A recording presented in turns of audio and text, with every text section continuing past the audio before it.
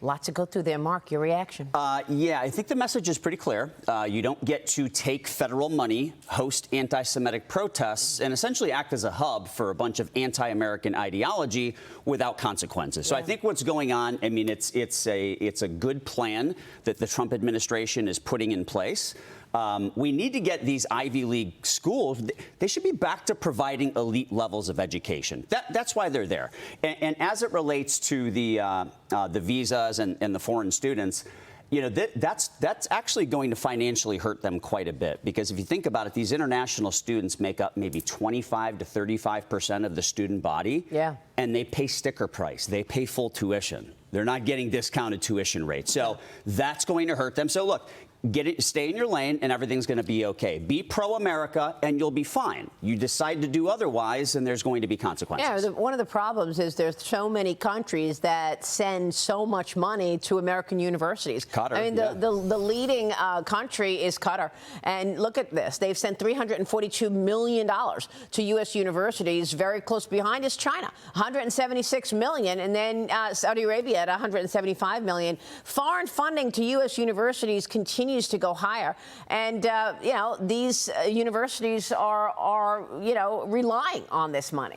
They're absolutely relying on this money, and they should, at a minimum, be disclosing what they're asking to be disclosed. And so they're making this as if they're some kind of a victim. The real issue here is they're being asked to disclose what the money is going towards, and if these students have any involvement in criminal activities. Why should that be controversial? That should be straight up the middle. We should all want the same thing. We should all want safety and security for America, and they're just going against it. So I think that this is going to be a conversation that is very popular with Americans, even though I'm sure the elites are going to be up in arms about it.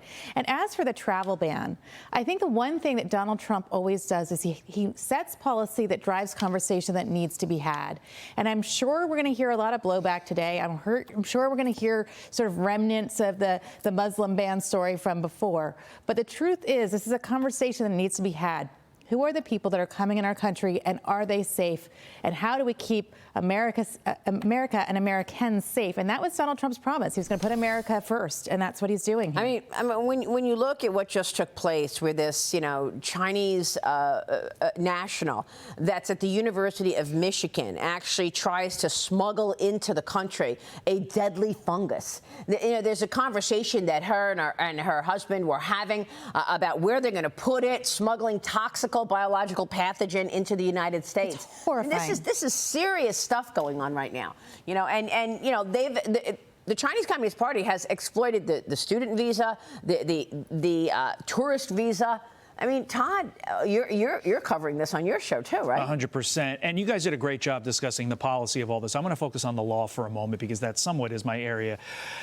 You can expect all of these issues to be, you know, fought by the left in the court system. We know that's going to happen. I would just like to remind everybody that despite the confusion that is being wrought by lower courts when you hear things like due process and things like that, remember, foreign nationals in our country is a privilege for them. It is not a constitutional right for them. Secondarily, when it comes down to whether or not these individuals can be in the country, the president has broad latitude based upon the need to protect our nation. That is what he is doing with these requirements to ban certain countries from being allowed to ship their individuals to our country. There's a national defense reason behind it. If we cannot vet them, we do not know what they could be doing to our country.